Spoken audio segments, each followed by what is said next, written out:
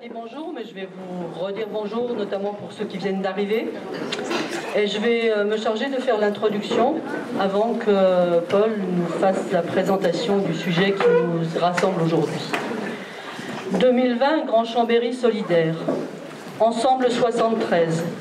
Europe Écologie Les Verts Savoie et l'association des Amis de la librairie Jean-Jacques Rousseau, qui sont les organisateurs de cette journée, vous remercie toutes et tous d'être présents. Un grand merci à Paul Ariès d'avoir accepté notre invitation. Sans esprit de chapelle, nous souhaitons, à l'échelle du bassin chambérien, faire de cette journée une étape importante de la réflexion sur la gratuité du service public. En ouvrant un débat sur ce sujet, nous avons le sentiment d'aller à rebours de l'idée dominante que tout est marchandise, que tout se vend et s'achète, aussi bien notre trajet en bus que les soins que notre état de santé nécessite ou le spectacle que nous allons voir. Faisant écho à Albert Einstein qui disait volontiers « Ce qui compte ne peut pas toujours être compté, et ce qui peut être compté ne compte pas forcément », le philosophe et dramaturge Jean-Louis Sago du Vourou, qui est un des précurseurs de la réflexion sur la gratuité, nous suggère ceci. La gratuité, c'est ce à quoi on accorde le plus d'importance dans nos vies. Ce qui est sans prix a plus d'importance que ce qui est évaluable financièrement. Mais cette notion est brouillée par une obnubilation du marché.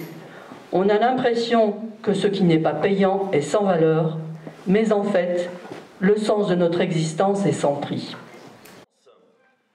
La gratuité est déjà un joli mot féminin, et son opposé, c'est mercenaire, c'est-à-dire ce qui se vend. Et il y a, dans l'histoire, un conflit entre deux grands principes. Premier principe, c'est celui de la gratuité, qui nous vient de la nuit des temps. C'est la logique du don et du contre-don, et cette logique s'invente au Paléolithique, lorsque, avec la généralisation de la chasse, on a une quantité de viande qui ne peut pas simplement se consommer dans la petite tribu ou dans la lignée, mais qui suppose un troc de groupe à groupe. Les préhistoriens ont un adage qui est de dire qu'un chasseur ne mange jamais son propre gibier.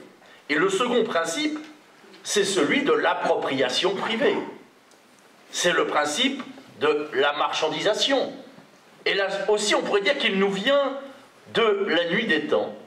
C'est lorsqu'une infime minorité de l'humanité, les 1% de l'époque, vont mettre la main au Paléolithique sur les stocks alimentaires.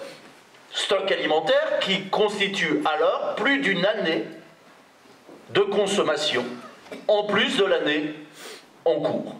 Ce qu'on sait, c'est que cette première division de la société s'est faite parallèlement au développement du phénomène religieux.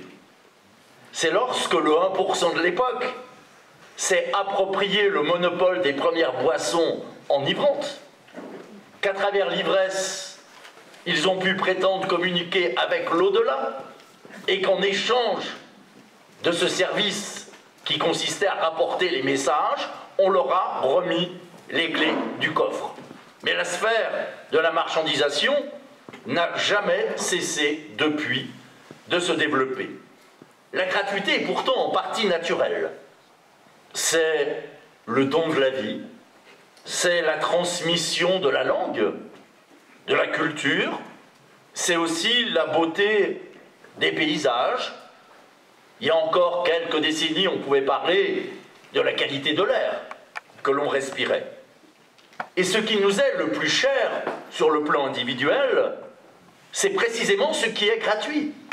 L'amour, l'amitié, nos engagements. Et je mets au défi les adversaires de la gratuité de dire qu'ils préfèrent partager leur intimité dans le cadre d'amour tarifé et non pas avec une personne qui les a choisis et qu'ils ont choisis. Mais la gratuité, elle n'est pas seulement naturelle, elle est aussi construite. Et c'est surtout de cette gratuité construite dont nous allons parler aujourd'hui. La marchandisation repose sur l'inversion des flux d'échange traditionnels. Les flux d'échange traditionnels, j'échange un produit contre de l'argent pour pouvoir me procurer un autre produit. Échanger une pomme contre une poire, ça a un sens. Je peux préférer les poires. Et je dirais que ce flux traditionnel ne suppose pas qu'il y ait une accumulation de richesses. Il suppose simplement de satisfaire des goûts. Le capitalisme, c'est l'inversion de ce flux, puisqu'au départ, j'ai de l'argent que j'échange contre une marchandise, le travail pour avoir plus d'argent. Mais troquer 100 € contre 100 €, ça n'a pas de sens. Il faut bien, au bout, avoir davantage. Et donc là, nous enclenchons une nouvelle dynamique, qui est la dynamique de l'accumulation, qui est la dynamique de la croissance économique. Et le processus historique de marchandisation constitue une tragédie. Une tragédie en 3 actes. Le premier acte, c'était ce qu'on appelle le mouvement des enclosures, qui frappe toute l'Europe à partir du XIIe siècle, mais surtout entre le XVIe et le XVIIe siècle. C'est une série de changements dans le régime de la propriété, c'est-à-dire qu'on va abroger les anciens droits d'usage. Dans l'ancien temps, on n'était jamais propriétaire à 100%. Il fallait toujours faire avec les droits des autres, c'est-à-dire tout simplement la possibilité de ramasser le bois mort, la possibilité de glaner, et puis ça a été l'abrogation des communaux, c'est-à-dire des terres communales, villageoises, sur lesquelles chacun pouvait emmener paître ses animaux. L'Angleterre va par exemple adopter 5000 lois entre 1727 et 1815 pour autoriser la vente des biens communaux. Et en France, on a eu sur une période un peu plus longue plus de 10 000 lois pour aboutir au même phénomène. Les résistances populaires vont être bien sûr très nombreuses et vont se payer au prix fort: emprisonnement, déportation, exécution. Parce que derrière cette extension de la marchandise, qui correspond à ce qu'on appelle l'accumulation primitive du capital, ce qui a permis à ceux qui vont devenir les futurs maîtres du monde de se constituer la mise nécessaire. C'était la fin d'un mode de vie, la fin d'un style de vie, la fin de ce que les historiens appellent une économie morale, où chacun avait droit à la vie.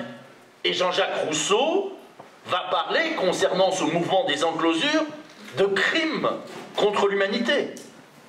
Thomas More parlera de brebis mangeant les hommes, puisque à partir du moment où on va voir ce mouvement des enclosures, les propriétaires, les grands propriétaires, vont installer des troupeaux considérables qui viendront effectivement brouter l'herbe qui était indispensable à la survie des petits troupeaux qui permettaient à chacun de vivre.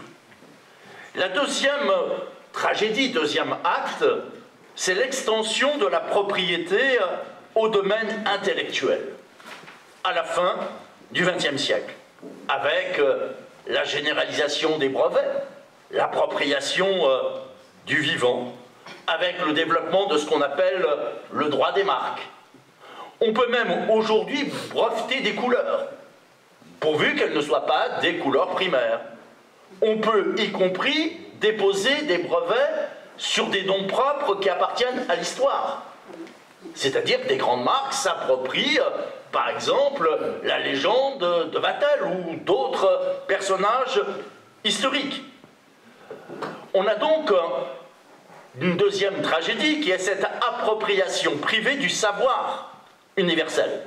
Et c'est vrai qu'on imagine mal Einstein breveter la théorie de la relativité. on imagine mal Crick breveter la double hélice d'ADN. On imagine mal Nicolas Appert, l'inventeur de la boîte de conserve, breveter son procédé. Et Nicolas Appert dit: c'est un don que je fais à l'humanité. Et le vrai inventeur du système Internet, Tim Berners-Lee, qui travaillait au CERN à Ferney-Voltaire, offre, j'utilise sa formule, son invention au monde en 1994. Depuis, certains l'ont breveté et en tirent des fortunes. Troisième acte de cette tragédie, c'est l'adaptation de la planète et de l'humanité aux besoins du capitalisme. C'est-à-dire la nécessité de dépasser le capitalisme, mais par lui-même. Avec le fameux adage, un peu de croissance économique pollue, mais beaucoup de croissance dépolluerait. Là, il y a deux mots essentiels. Le premier mot, c'est celui d'anthropocène. L'anthropocène, c'est ce constat que l'humanité est devenue une force géologique capable de modifier le climat et la planète. Et avec mon équipe, on a recensé les 100 projets les plus financés aujourd'hui au monde dans ce domaine. Il s'agit par exemple de l'idée de créer un bouclier artificiel entre le Soleil et la Terre composé de centaines de milliers de satellites. Il s'agit également de projeter dans la stratosphère des millions de tonnes de poussière de soufre et d'aluminium.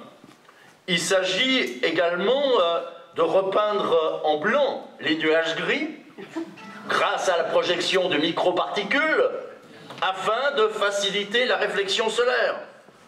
Il s'agit également de développer des arbres OGM, mangeurs de CO2, ou des vaches OGM, n'ayant plus besoin de ruminer et d'émettre du gaz à effet de serre.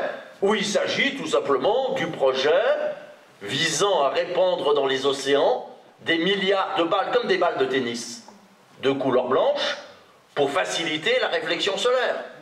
Ou bien sûr, de développer des pollinisateurs artificiels pour faire face à la chute drastique des colonies d'abeilles. Nous ne l'aurons pas, tout est prêt. Les fantasmes. L'idée que la technoscience aura réponse à tout. Les capitaux. On mesure déjà le retour sur investissement. C'est-à-dire, si les peuples ne s'y opposent pas, c'est bien dans ce sens-là que l'on va, et bien sûr, cela crée un marché extraordinaire qui va bien au-delà de simplement ce qu'on appelle la monnaie carbone, qui permet tout simplement de faire de la nature, de faire du climat une marchandise comme les autres. Mais il n'y a pas que la planète que l'on souhaite adapter. Il y a aussi l'humanité. Et c'est là où on trouve ce deuxième gros mot qui est celui de transhumanisme. Gardez bien à l'esprit ce terme parce que vous n'avez pas fini d'en entendre parler. Mes deux dernières colères face à deux personnalités en apparence des bords opposés sur le champ politique. D'un côté, Alain Madelin, le père du libéralisme à la française, l'ancien ministre des Finances, et d'un autre côté, Jacques Attali, le conseiller des présidents quels qu'ils soient. Et Madelin comme Attali se disent tous les deux fous amoureux du transhumanisme. C'est-à-dire cette idée que l'humain, tel que nous sommes, avec nos défauts, nos limites, nos faiblesses, ne serait plus à la hauteur. Et qu'il faudrait donc passer à une post-humanité. Alors on n'ose pas dire surhumanité, donc on dit transhumain. Et il y a deux grandes révolutions qui sont déjà enclenchées. La première révolution, c'est passer de l'homo sapiens sapiens que nous sommes, l'homme qu'il sait, à ce qu'ils appellent dans leur jargon l'homme robot, le cyborg, l'individu appareillé avec des centaines de prothèses techniques, intelligentes ou pas. Nous ne l'aurons pas. Existent déjà sur le marché des équivalents techniques pour presque tous les organes humains. Et ça va nous être vendu au nom de la plus grande générosité. Ça permettra de rendre la vue à l'aveugle. Mais comme le dénonce mon ami Jacques Testard, le père scientifique du premier bébé éprouvette, ce qui est en jeu là derrière, c'est bien d'aller vers l'humanité augmentée. Il ne s'agit pas, bien sûr, d'augmenter 8 milliards d'humains, mais de cliver l'espèce humaine. D'avoir demain des humains qui auront plus de capacités que d'autres, de remettre en cause l'unité même du genre humain. Et puis la deuxième révolution qu'on nous annonce, c'est le passage de l'homo sapiens sapiens au soma sapiens, l'homme pharmaceutique. Grand consommateur de médicaments, ça a déjà bien commencé. Pensez les États-Unis, 2,5% de la population, mais 57% des dépenses médicales mondiales. Mais ce n'est pas simplement d'être consommateur de médicaments, c'est également d'être consommateur de substances d'amplification cognitive afin, je cite, d'agir sur la composition biochimique du cerveau et de pouvoir se créer à volonté sensations et croyances. Le grand spécialiste mondial des neurosciences, le Suédois Anders Sandberg, se veut rassurant. Je cite, « Demain matin, on décryptera la formule biochimique du sentiment amoureux et on pourra se donner ce sentiment à volonté. » Fin de citation. Ce qui vaut pour le sentiment amoureux vaudrait bien sûr pour l'ensemble des sentiments humains. Le poète Paul Valéry disait que toute civilisation est mortelle. La nôtre, fondée sur la marchandisation de tout ce qui peut l'être, ne fait pas exception. Et donc moi je fais le pari d'un autre dépassement possible du capitalisme. Non pas par lui-même, mais en étant du côté de la démarchandisation. Et le débat sur la gratuité est faussé si on ne comprend pas qu'il peut s'agir d'une issue de secours face à l'effondrement, notamment écologique, qui vient. Et c'est à ce niveau-là que j'entends me situer. Et ce projet de glissement vers une civilisation de la gratuité est fondé à la fois sur une bonne nouvelle, idéologique et matérielle. La bonne nouvelle économique, tout d'abord, c'est que la planète est déjà bien assez riche pour permettre à 8, 9, 10 milliards d'humains de vivre bien. Et là, il y a deux chiffres qu'il faut sans arrêt répéter. L'ONU ne cesse de rappeler qu'il suffirait de mobiliser 30 milliards de dollars par an pendant 25 ans pour régler le problème de la faim dans le monde. 30 milliards de dollars et plus personne ne meurt de faim. Et l'ONU ajoute que si on mobilisait, toujours pendant 25 ans, 70 milliards de dollars, on réglerait le problème de la grande pauvreté. Alors rassurez-vous ou inquiétez-vous, mais ces 30 ou ces 70 milliards, on ne les trouve pas. Mais le budget officiel de l'armement, 1600 milliards de dollars. Le marché publicitaire mondial, 780 milliards de dollars. Ce qu'on appelle le produit international criminel, l'argent sale. 1000 milliards de dollars. 10 à 15% de l'économie mondiale, à comparer au même pas 1% qu'on concède pour ce qu'on appelle l'aide au développement. Et le seul gaspillage alimentaire nord-américain, États-Unis et Canada, 100 milliards de dollars par an. 3 fois ce qui serait nécessaire pour régler le problème de la faim dans le monde. La bonne nouvelle, elle est aussi idéologique. C'est que les peuples, les 99%, n'aspirent pas à vivre comme les 1%. Ça, c'est le point de vue des riches. Un pauvre, les gens ordinaires, nous tous, nous ne sommes pas des riches auxquels ne manquerait que l'argent.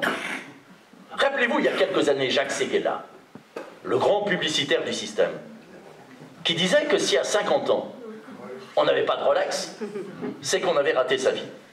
Et je lui avais répondu à l'époque, moi j'ai bientôt 55 ans, maintenant j'ai un peu plus, mais j'ai toujours pas de montre de luxe. Mais c'est pas d'abord parce que j'en ai pas les moyens financiers, c'est parce que j'en ai pas le désir. Sauf que les puissants n'arrivent même plus à imaginer qu'on puisse avoir d'autres désirs qu'eux. Et je pense que le mouvement des Gilets jaunes, par-delà ces contradictions, exprime aussi l'existence dans la société, non seulement de milieux sociaux rendus invisibles, mais de styles de vie, de façon de penser, de façon de sentir, de rêver, différentes de celles des puissants qui dominent aujourd'hui la planète.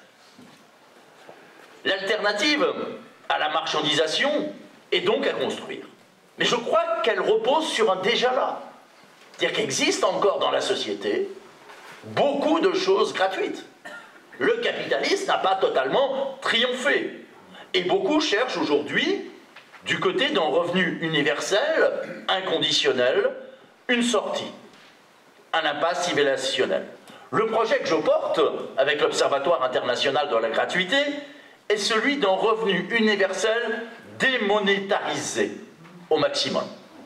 C'est-à-dire l'idée d'un revenu universel donné en partie sous forme de monnaie nationale, en euros, une partie sous forme de monnaie régionale à inventer pour faciliter la relocalisation de nos activités, et puis l'idée que ce revenu universel soit donné au maximum sous forme démonétarisée. Gratuité de l'enseignement, gratuité de la santé, tant de kilowattheures d'électricité, etc., etc. La gratuité me semble à la fois plus réaliste, parce qu'elle coûte 6 fois moins cher que le revenu universel pour rendre les mêmes services, selon les travaux de différentes équipes de recherche, notamment du laboratoire d'économie de l'université d'Oxford. Et je pense que la gratuité est aussi beaucoup plus émancipatoire, puisqu'elle commence à démarchandiser, à démonétariser nos existences. Et puis, rien n'empêcherait quelqu'un touchant un revenu monétaire de pouvoir l'utiliser pour acheter de mauvais produits sur le plan social, écologique. Alors que je mise, on va le voir, plutôt sur l'intelligence collective pour définir ce qui doit être gratuit.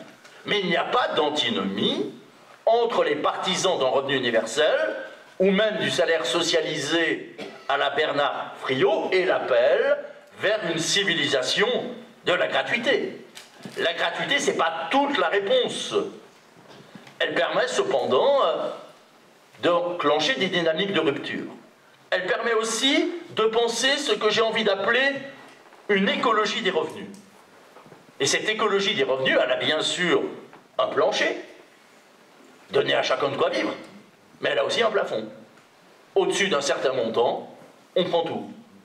Et si on prend tout, c'est pas simplement parce qu'il y a cette explosion obscène des inégalités sociales et que l'appauvrissement des uns fait l'enrichissement des autres. C'est aussi parce que le style de vie aujourd'hui des puissants est intenable sur le plan écologique. C'est le 1% qui bousille la planète. La gratuité, elle est donc du côté d'une société fondée sur la centralité des biens communs et du service public. Je préfère toujours parler du service public au singulier plutôt qu'au pluriel, parce que le service public, en tant que tel, c'est une conception de la société. Et ce n'est pas simplement des réponses à des problèmes sociaux, à des dysfonctionnements. Je dirais que c'est une réponse et une conception de la société qui est indépendante du fait de savoir si personnellement j'en profite. Je peux être pour l'école publique gratuite, même si je n'ai pas d'enfant. Je peux être pour la sécurité sociale, même si personnellement je ne suis pas malade. Et donc je peux être pour la gratuité de l'eau élémentaire, des transports en commun, même si personnellement je me déplace à pied ou en vélo. Je ferai 2 remarques préliminaires avant d'ouvrir ces différents chantiers de la gratuité. Première remarque, c'est que je n'ai pas le fétichisme du vocabulaire. C'est-à-dire que si vous n'aimez pas le terme de gratuité, parler de liberté d'accès aux biens communs, free, comme disent nos amis nord-américains. Parler de biens communs inconditionnels. Parler, comme mes amis du mouvement Emmaüs, d'accueil inconditionnel, par exemple dans des transports en commun. Mais je n'ai pas choisi le mot de gratuité. Il vient de l'histoire. Il vient notamment de la gratuité de l'école publique. La deuxième remarque que j'ai envie de faire, c'est que quand je parle de gratuité, il s'agit bien sûr d'une gratuité construite, et déjà économiquement construite. L'école publique est gratuite, mais elle est financée par nos impôts. La gratuité, ce n'est pas le produit ou le service débarrassé du coût, mais débarrassé du prix. Mais ce n'est pas seulement économiquement qu'il faut construire cette gratuité, c'est politiquement, socialement, culturellement. Et c'est la raison pour laquelle on a proposé, dans l'ouvrage Gratuité versus capitalisme, ce qu'on appelle une grammaire de la gratuité avec 3 règles fondamentales. Première règle, c'est qu'il n'y a pas de biens et de services qui seraient par nature marchands et d'autres qui seraient par nature gratuits. Tout a vocation potentiellement à devenir gratuit. Et j'ai longtemps débattu, polémiqué avec Danielle Mitterrand lorsqu'elle était présidente de la Fondation France Liberté, puisqu'elle considérait qu'il fallait vraiment commencer, s'arc-bouter sur la question de la gratuité de ce qu'elle nommait l'eau vitale. Bien sûr, la gratuité des premiers mètres cubes d'eau, c'est essentiel. Mais la gratuité des jardins publics et des bacs à sable l'est tout autant. Et c'est la raison pour laquelle, d'ailleurs, personnellement, je ne parle pas de gratuité de l'eau vitale, mais de l'eau élémentaire. Je crois que le danger, ça serait d'enfermer le mouvement pour la gratuité dans le domaine de la survie, dans le domaine du vital. La gratuité, c'est une conception de la société. Deuxième règle, c'est que si tous les domaines de la vie ont vocation à pouvoir être gratuits, il ne s'agit sûrement pas de rendre tout gratuit dans chacun de ces domaines. C'est-à-dire cette gratuité, elle doit avoir une finalité sociale, écologique, et j'ajouterais même politique, démocratique. Et si tout ne peut pas être gratuit, c'est pas d'abord par réalisme économique, parce qu'on ne pourrait pas payer toute cette gratuité, mais parce que la gratuité doit correspondre à la société que l'on souhaite construire. Et c'est la raison pour laquelle l'Observatoire international de la gratuité propose un nouveau paradigme. Gratuité du bon usage face au renchérissement, voire l'interdiction du mésusage. Ça semble compliqué, en fait c'est très simple. Pourquoi est-ce qu'on paye notre eau le même prix pour faire notre ménage et pour remplir notre piscine privée? Ce qui vaut pour l'eau doit valoir pour presque tous les domaines. Le grand enjeu derrière ça, c'est d'apprendre à différencier les usages, à faire primer la valeur d'usage sur la valeur d'échange, la valeur marchande. Le grand enjeu, c'est d'avancer vers une société des usagers, maîtres de leurs usages. Pourquoi? Parce qu'il n'y a pas de définition scientifique, et encore moins moraliste, de ce que doit être la bonne usage ou le mauvais usage. La seule définition, elle est démocratique, c'est ce que les gens choisissent. Et pour avoir animé plus d'une centaine de réunions publiques, par exemple sur la question de la gratuité de l'eau alimentaire, je peux vous assurer que les gens font spontanément très bien la différence entre un usage normal de l'eau et un gaspillage. Ils font très bien la différence lorsqu'on les interpelle en tant que citoyens, en tant qu'usagers. Ils le font peut-être moins bien lorsqu'ils sont chacun chez eux, c'est-à-dire lorsqu'ils sont en termes parfois de consommateurs. Troisième règle, tout aussi importante, c'est qu'il ne s'agit sûrement pas de rendre gratuites les choses existantes.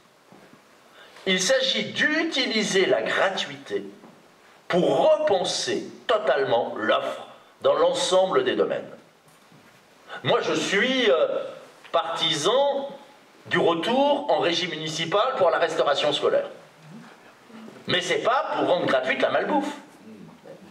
C'est pour aller vers une alimentation relocalisée, resaisonnalisée, moins gourmande en eau, carnée autrement, c'est-à-dire privilégiant l'élevage paysan. C'est pour aller vers une cuisine faite sur place et servie à table. Et ce qui vaut pour la restauration scolaire vaut aussi pour l'ensemble des autres domaines. Je voudrais maintenant multiplier les évocations rapides d'un certain nombre de chantiers de la gratuité. Et l'ordre de présentation est presque aléatoire.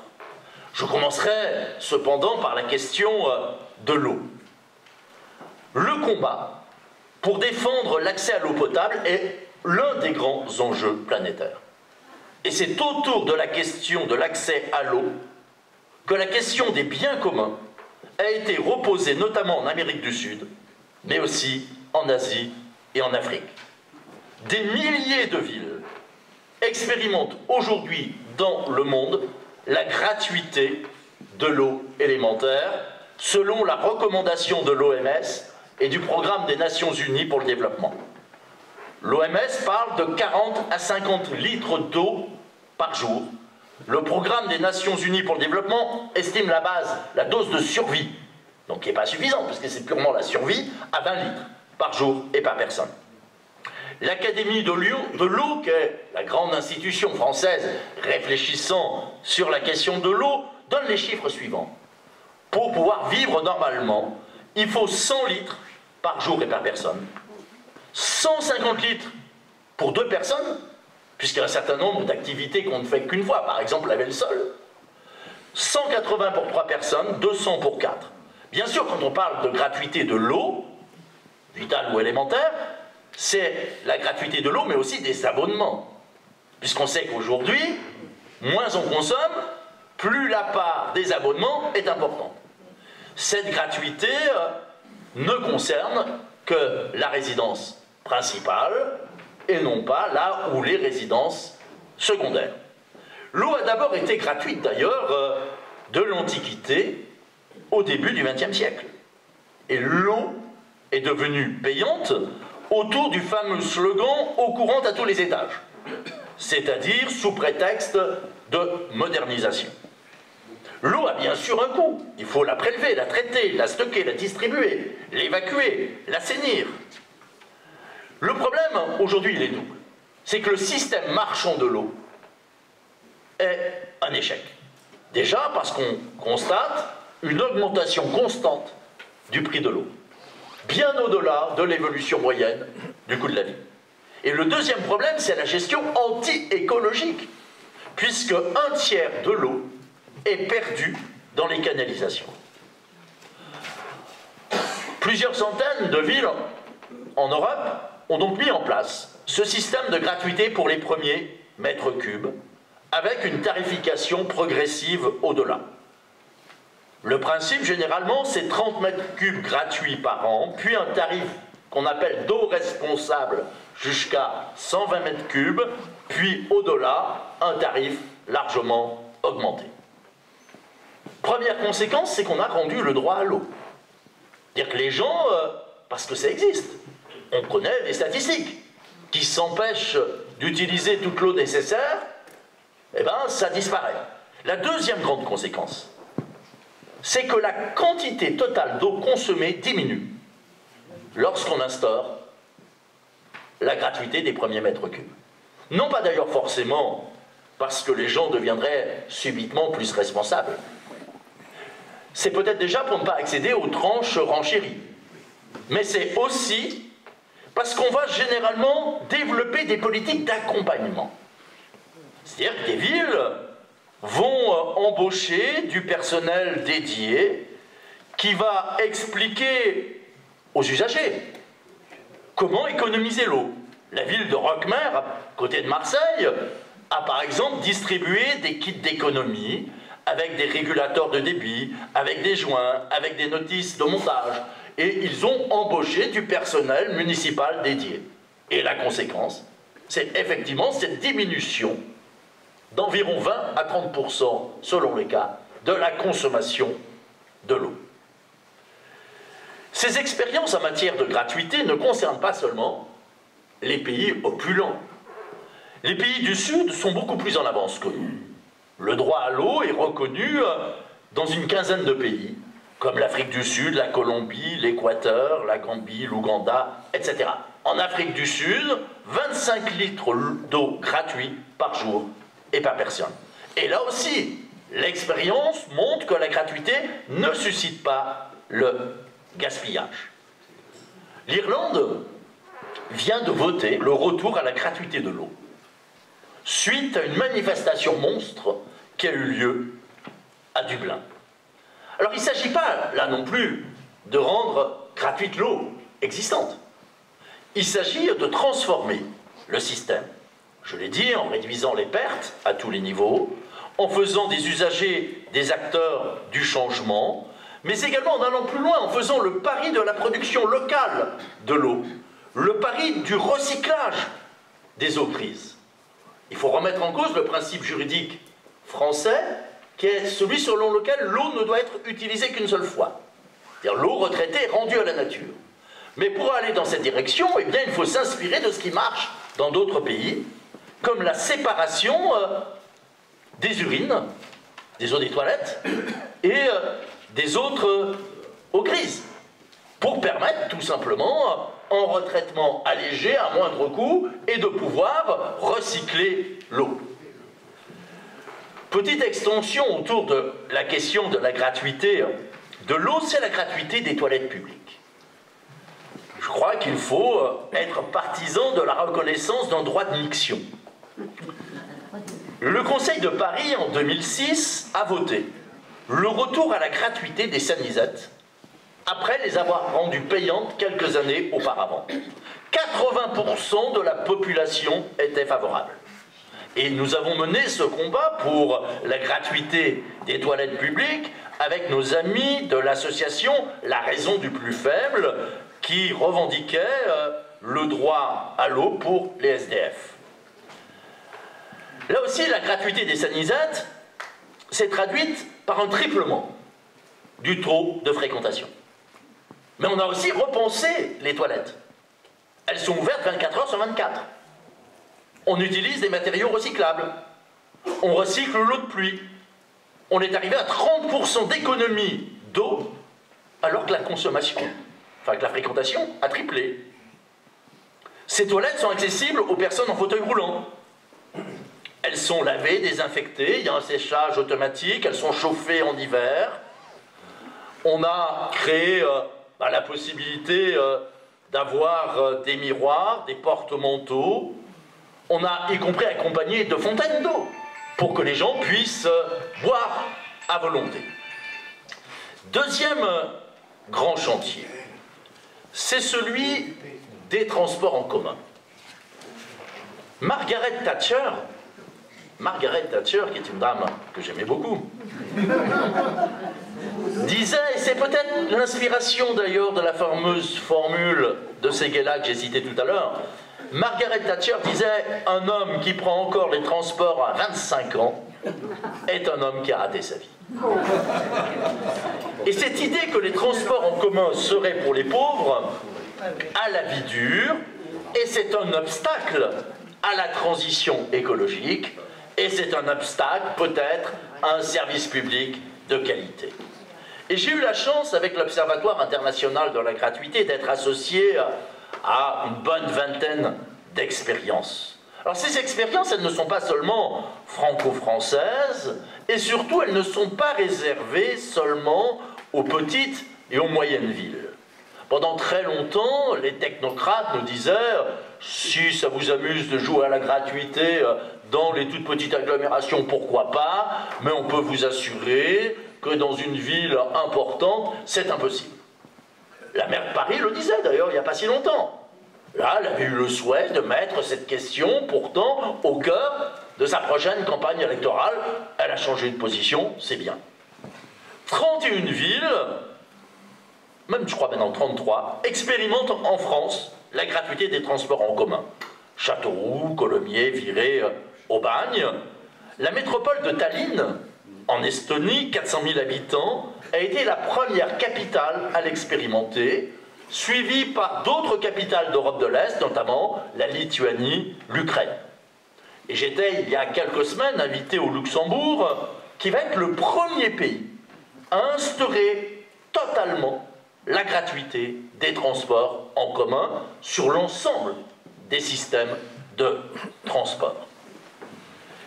La plus grande expérience, à ma connaissance, de gratuité concerne une ville chinoise avec 12 millions d'habitants. Alors dans ce cas-là, c'est une gratuité conditionnelle, c'est pas à toutes les heures. C'est simplement au moment des plus grandes fréquentations. Donc là aussi, il y a un choix. Hein. Veut-on d'une gratuité conditionnelle ou inconditionnelle? Veut-on que la gratuité soit réservée à ceux qui payent l'impôt sur place ou pas? Généralement, avec l'Observatoire, c'est ce qui est le plus pratiqué, notamment à Aubagne, c'est une gratuité inconditionnelle. C'est-à-dire que c'est pour toute personne qui transite par la ville. Mais c'est vrai qu'il peut y avoir matière à débat, y compris l'idée de limiter sur certaines parties du réseau dans un premier temps. Et la gratuité des transports est bonne pour les usagers, pour les personnels et pour la planète. Elle est bonne déjà pour les usagers, car elle rend effectif la notion de droit au déplacement. Elle est bonne également pour la planète, car elle favorise le développement des transports en commun. Je prendrai l'exemple de la France. On nous dit que la gratuité des transports coûterait trop cher. La pollution coûte 101,3 milliards d'euros par an, en raison de l'augmentation des dépenses de santé, des pertes dues à l'absentéisme, des baisses de rendement agricole. La pollution de l'air a un coût 2 fois supérieur au danger du tabac. Et j'étais il y a une quinzaine de jours sur Lyon pour une conférence sur la gratuité, juste au moment où on apprenait que plus de la moitié des enfants qui fréquentent les écoles respirent un air malsain, nécessité médicale de changer radicalement de modalité de transport. Les particules fines sont responsables de 42 000 à 45 000 décès prématurés par an. Le seul coût des embouteillages, sans parler de la pollution, le seul coût des embouteillages, c'est 17 milliards par an en France. Plus que le fameux trou d'ailleurs de la sécurité sociale. Et le coût des embouteillages, d'après le ministère, devrait passer à 22 milliards en 2030. Le coût de l'embouteillage par personne et par an en France, c'est 934 euros. Le coût de la gratuité des transports, c'est à peu près 300 euros. C'est-à-dire, sur le strict plan économique, je dirais, c'est rentable. Prenons l'exemple d'Aubagne, une ville à côté de Marseille. Aubagne, c'est une ville intéressante puisque lorsque l'ancienne municipalité avait instauré la gratuité, une bonne partie de la gauche était contre, la droite était contre, et les chauffeurs de bus étaient contre.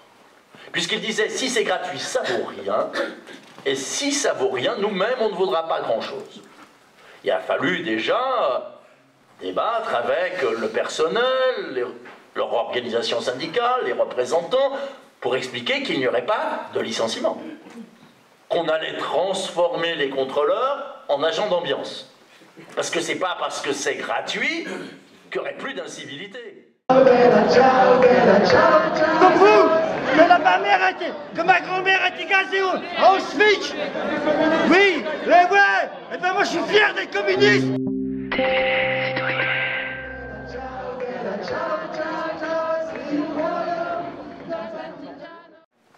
C'est-à-dire qu'on a rendu la ville aux citoyens.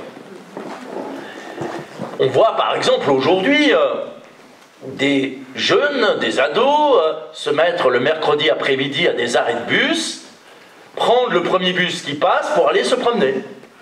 On voit le samedi matin sur la place centrale d'Aubagne des familles des quartiers populaires qu'on ne voyait jamais. Donc on a rendu le droit à la ville, le droit au déplacement. La gratuité des transports en commun se traduit toujours par une hausse de la fréquentation. Rien n'est pire que de voir des bus tourner en rond totalement vides. Plus de 50% en moyenne. Et la hausse est plus forte durant les vacances scolaires, les mercredis et les samedis. Et la fréquentation explose l'été avec plus 150%. La gratuité est bonne également pour le personnel. C'est-à-dire qu'on ne connaît pas d'expérience, je l'ai dit, qui est débouchée sur des licenciements secs. À Aubagne, au bout de quelques années, tous les chauffeurs de bus étaient favorables, puisqu'ils ont été rendus à leur métier, qui est de conduire et non pas de fliquer. Mais tout ça, ça ne fonctionne. Tout ça, ce n'est efficace que si on a des politiques d'accompagnement.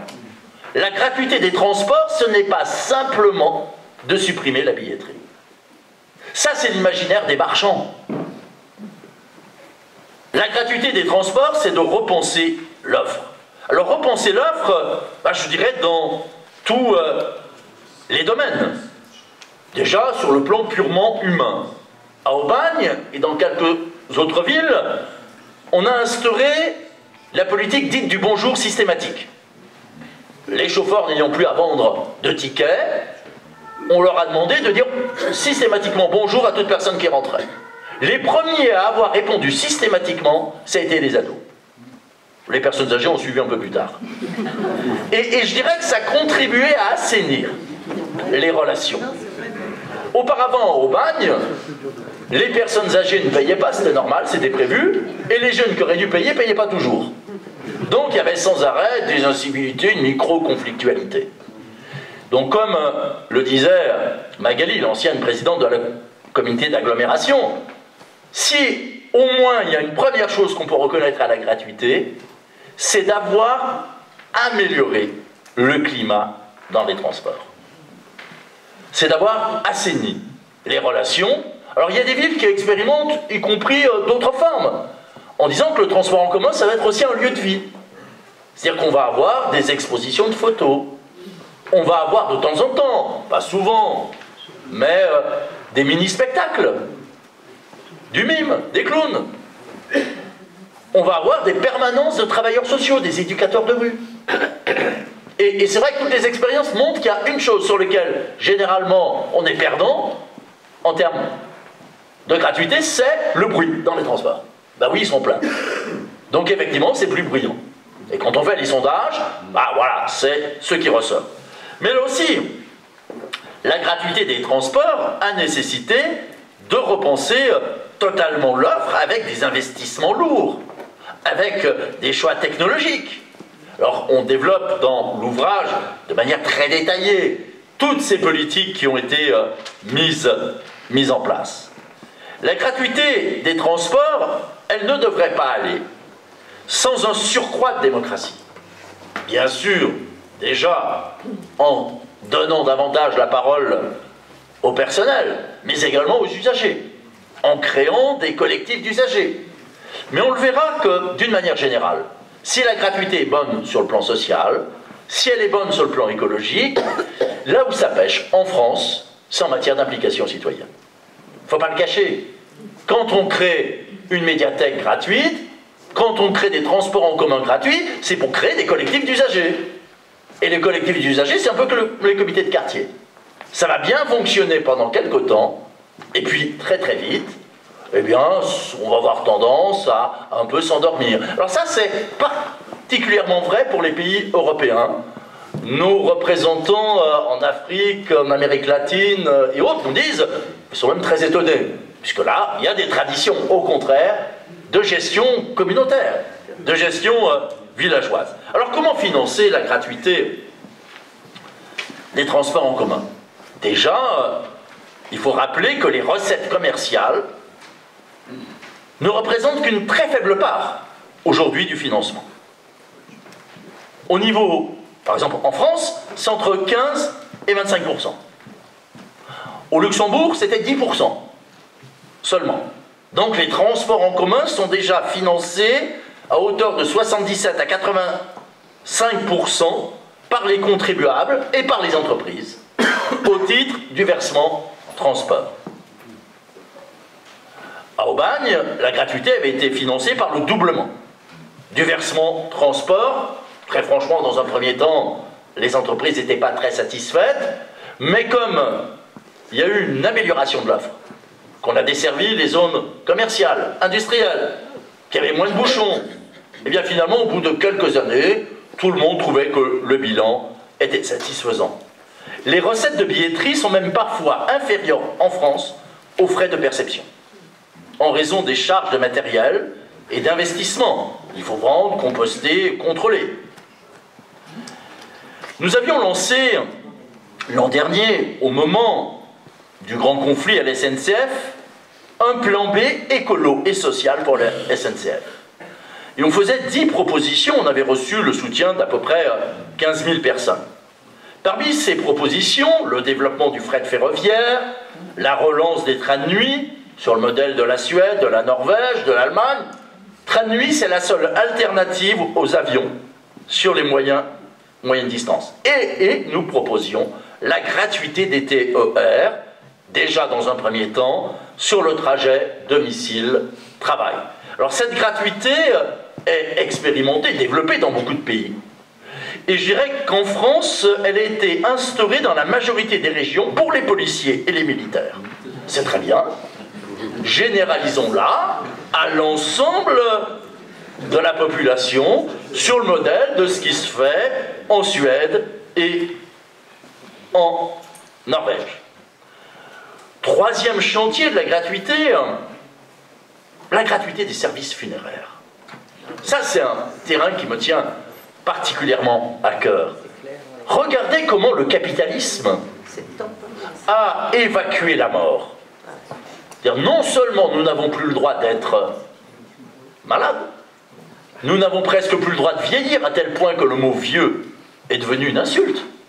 Pensez qu'il y a encore quelques années existait en France une association qui s'appelait Association des vieux et vieilles de France.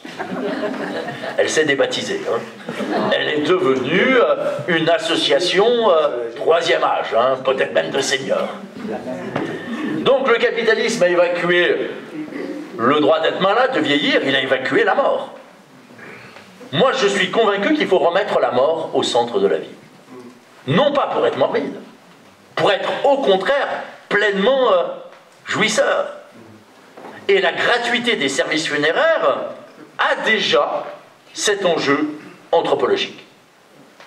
J'ai l'espoir que si grâce à la gratuité nous sommes tous égaux devant la mort, peut-être qu'il y a plus de chances d'apprendre à l'être dans la vie.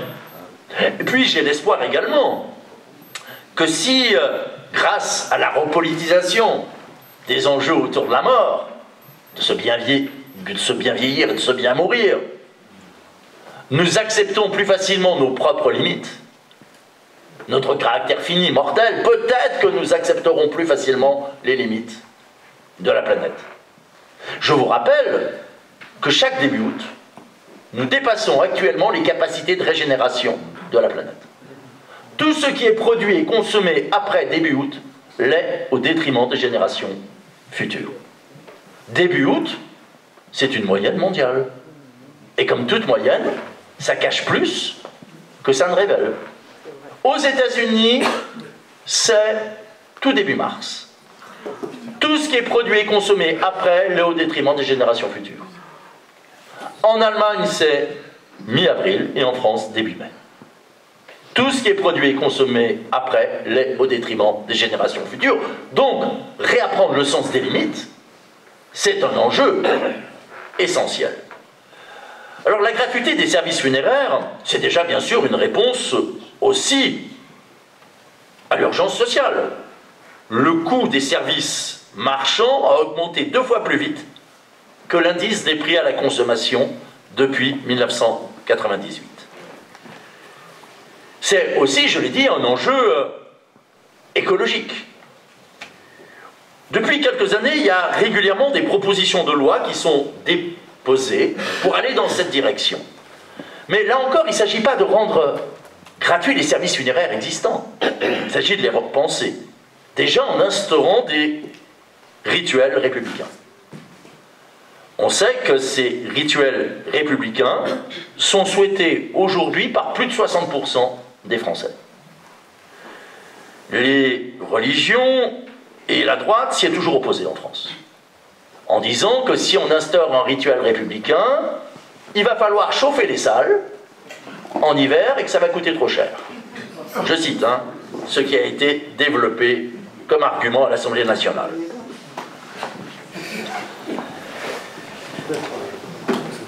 Et comment pourrait-on financer, par exemple, ce rituel républicain? Tout simplement par une augmentation de la taxe additionnelle sur le tabac.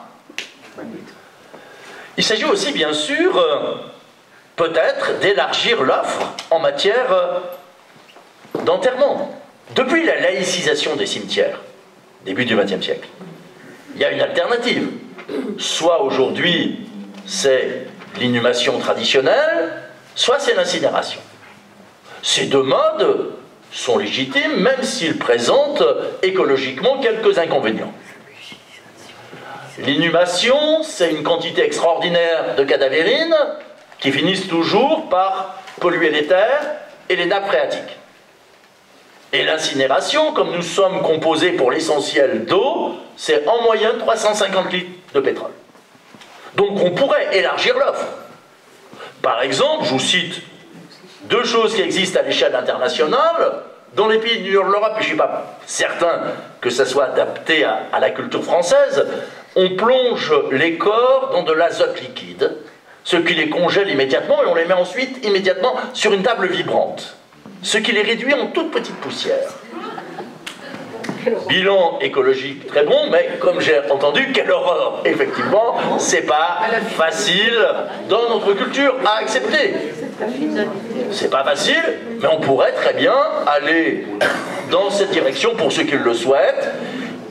Réponse du ministre de l'Intérieur, pour l'instant, ce n'est pas possible, parce que ça poserait le problème de la propriété juridique des petites poussières, des particules, mais on pourrait modifier la loi.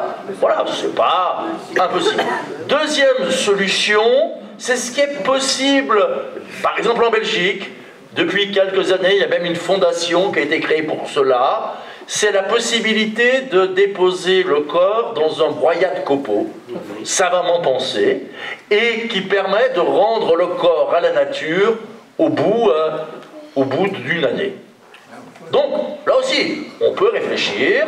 De la même façon que nos anciens, lorsqu'ils ont laïcisé les cimetières, ont admis la possibilité de l'incinération, à accepter d'autres modes. Mais les villes qui expérimentent ce type de gratuité vont plus loin, ou du moins vont aussi dans d'autres directions. On met en place des services sociaux et psychologiques d'accompagnement des proches. On offre gratuitement un certain nombre d'éléments permettant aux familles de mieux vivre cet instant. Donc la gratuité des services funéraires suppose bien sûr de redévelopper les régies municipales dans ce domaine-là.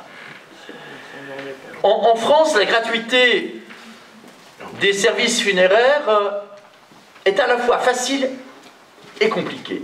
Elle est facile puisque dans le droit français, le droit commun, la règle de base, ça reste que celle de la gratuité de ce qu'on appelle les terres communes dans les cimetières, qui n'ont rien à voir avec l'ancien caveau commun pour les nécessiteux. La gratuité des services funéraires, c'est un espace pour soi, avec la possibilité de mettre la tombe que l'on souhaite, d'ériger un bâtiment si on le veut, etc. En France, pour l'instant, la loi Sueur oblige à payer 1 euro. Donc les villes qui vont dans cette direction, soit désobéissent, soit ont mis la gratuité des services funéraires à 1 euro. Voilà. Mais je crois que c'est bien aussi de viser à un moment donné en procès, mais malheureusement pour l'instant les préfets n'attaquent pas en justice, pour pouvoir poser juridiquement les bonnes questions. Autre chantier important, la gratuité, non plus des services funéraires, mais des services culturels. André Malraux disait que la culture serait un jour gratuite, comme l'est l'instruction. J'évoquerai d'abord la gratuité des bibliothèques. Les bibliothèques ont d'abord été gratuites au XIXe siècle, et elles le restent d'ailleurs dans tous les pays anglo-saxons. Le passage à l'abonnement payant a commencé en fait dans les années 50. Et sous une forme, je dirais, de racisme social. Le directeur du livre, à l'époque, Eugène Morel, le disait explicitement, je cite, « La taxe de lecture permet d'éloigner le public indésirable ». On n'ose plus dire les choses aussi franchement, mais parfois, on les pense quand même. Les bibliothèques resteront cependant majoritairement gratuites jusqu'au début des années 80. Et le prétexte du passage au système payant, c'est lorsque les bibliothèques sont devenues des médiathèques, c'est-à-dire lorsqu'on a introduit les CD et les DVD, en disant ce sont des supports fragiles, donc on ne peut plus maintenir la gratuité. Il reste cependant encore en France 20% de bibliothèques municipales gratuites, sur les 3600 qui existent. La gratuité des médiathèques a toujours un bilan positif. Augmentation des abonnés, augmentation de la fréquentation. Ça c'est intéressant, hein. C'est-à-dire que même lorsque c'est gratuit, qu'on a sa carte, on va davantage à la médiathèque que lorsqu'on a une carte qui est payante. Il n'y a pas plus de dégradation, pas moins non plus. Hein. Il n'y a pas plus de pertes, pas plus, pas moins de vols, mais en revanche, davantage de respect des locaux et du personnel. La gratuité augmente le nombre d'usagers, notamment dans les milieux populaires, surtout les étudiants des couches moyennes, et je dirais que la gratuité transforme le rapport au livre, au DVD et au CD. Lorsque une médiathèque est payante, nous sommes de bons petits consommateurs. On en veut pour notre argent. Si j'ai le droit à emprunter 10 objets, je prends le maximum, quitte à ne pas tout lire ou à ne pas tout visionner. Lorsque la même médiathèque devient gratuite, toutes les expériences montrent qu'on double presque la fréquentation, mais ça on le sait, c'est attendu. Mais la grande surprise, c'est qu'on diminue environ de 30% le nombre d'objets empruntés. La première fois que j'ai eu ces chiffres, j'ai demandé à des copains de l'Observatoire d'aller vérifier, notamment dans des travaux de l'École nationale des bibliothécaires, avec lesquels on travaille. Et ces chiffres ont été confirmés. Ça veut dire quoi? Ça veut dire que dans ce domaine-là aussi, on passe assez vite d'une logique de la consommation à une logique d'usager. On n'a plus le même rapport. Alors cette gratuité, là aussi, elle suppose de repenser la conception même des médiathèques. C'est-à-dire que ça devient un lieu de passage, ça devient un lieu de vie. Et par exemple, un certain nombre de médiathèques gratuites ont accepté et encouragent même de venir déjeuner à midi sur place, mais y compris en consultant les revues. Et cette gratuité, dans ce cas-là, n'est pas réservée bien sûr aux seuls résidents de la ville, mais y compris à ceux qui travaillent sur place. Alors, comment financer cette gratuité? Les recettes, alors là c'est encore pire que pour les transports. Les recettes payantes, hein, c'est moins de 5% des ressources des médiathèques. Et le coût de gestion des abonnements, c'est 60% des sommes perçues. C'est-à-dire que, globalement, les recettes, c'est 2 à 2,5% des ressources. C'est-à-dire que très souvent, on fait payer pour pouvoir vérifier que les gens ont payé. Les médiathèques sont d'abord financées par la taxe d'habitation, d'où problème d'ailleurs, hein, oui, par rapport à la volonté du gouvernement, et également par la taxe professionnelle, et là aussi d'où le problème avec la volonté de réduire tout ça. Le coût d'un prêt gratuit, c'est 5 €. Le coût d'un prêt payant, c'est 6 €, compte tenu de l'augmentation justement de la fréquentation. C'est-à-dire que pour une ville, ça coûte moins cher d'avoir un système gratuit. Le coût de fonctionnement par habitant, inscrit ou pas, n'augmente que de 60 centimes par an lorsque le système devient gratuit. On peut bien sûr étendre cette gratuité des médiathèques, y compris aux jeux vidéo. C'est ce que la ville, il y a plusieurs villes, mais la ville Le Vigan, à côté de Limoges, a instauré. On a également des villes qui ont instauré la gratuité de salles de sport, en direction des jeunes, avec tous les équipements nécessaires. Aujourd'hui, je ne suis pas un grand spécialiste dans ce domaine-là, pour faire de la musculation et autres. La gratuité des services culturels concerne depuis longtemps ce qu'on appelle les spectacles vivants, notamment les spectacles de rue.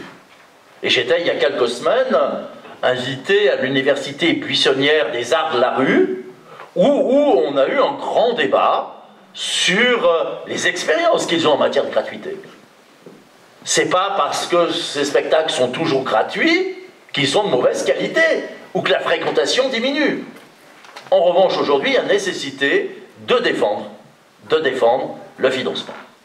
Et puis, pendant très longtemps, avec mon ami, justement, Jean-Louis Sagot-Duveroux, qui est dramaturge et directeur d'une salle de théâtre, on avait tendance à dire la gratuité, ça s'applique mal à un certain type de spectacle vivant comme le théâtre, qui nécessite, contrairement à un musée, que les gens restent durant toute la représentation. Et, divine surprise, j'ai découvert il y a 2 mois l'existence d'un théâtre municipal gratuit en France, celui d'Aix-en-Provence. Et nous avons organisé, avec l'organisme qui finance en fait tous les théâtres en France, l'ONDA, une réunion publique avec de très nombreux, quasiment je dirais tous les directeurs de théâtre en France, sur la question de la gratuité. Et à partir de cette expérience unique en France, ça existe dans d'autres pays, mais unique en France, eh ben je dirais que le bilan est plus que positif. Dans le sens où la fréquentation a augmenté, et notamment auprès des gens qu'on ne voyait jamais. Et y compris, c'était un peu la crainte, en matière de comportement. C'est-à-dire que les gens viennent à l'heure et restent pour l'ensemble de la représentation. Et le directeur du théâtre me disait que lorsqu'il va récupérer à la gare d'Aix TGV un certain nombre d'artistes et qu'il leur dit « Ah, vous savez, chez nous, les gens ne payent pas, c'est gratuit. Généralement, les artistes font la tête. » Et lorsqu'ils ont vécu cette expérience, eh bien, ils ne demandent qu'une chose, c'est de revenir. Parce que l'implication du public est beaucoup plus forte. Alors, ils ont été un peu plus loin, puisqu'il n'y a pas simplement la gratuité du spectacle. Ils offrent également gratuitement une collation. Ce qui ne représente pas grand-chose, mais qui transforme en réalité, puisque ça permet de débattre, ça permet de rencontrer. Nous avons travaillé avec un collectif de l'OIG sur la question de la gratuité du numérique, d'Internet. Moi, je me suis toujours opposé à la fameuse loi Hadopi, la loi qui rend illégal le téléchargement. Une loi qui rend délinquante toute une génération, par définition, c'est une mauvaise loi. Il faut la changer. Et là encore, il faut appliquer la règle du gratuité du bon usage, renchérissement du mésusage. C'est-à-dire qu'il faut donner à chaque ménage une certaine quantité de bande passante correspondant au téléchargement domestique ordinaire. Il faut que les gros consommateurs, c'est-à-dire en fait les institutions comme les universités ou les entreprises, surpayent par rapport à ce qui est le cas aujourd'hui. Dernier grand thème que j'aimerais aborder, c'est la question qui m'est particulièrement chère de l'alimentation.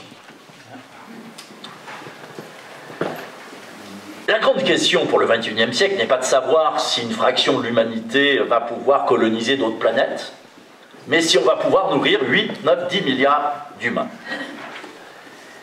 Et je suis convaincu que la grande chance de la France et d'autres pays comme la Belgique, c'est l'importance de la restauration sociale. La restauration sociale, c'est-à-dire scolaire, entreprise, pénitentiaire, militaire, c'est plus d'un repas consommé à l'extérieur sur 2. Donc avec un peu de volonté politique, et on n'en manque pas, il suffirait de modifier le code des marchés publics pour faire de la restauration sociale non pas un sous-produit, mais un levier extraordinaire pour réussir la transition écologique, pour repenser l'alimentation. Hier, j'ai signé dans le journal L'Humanité une tribune qui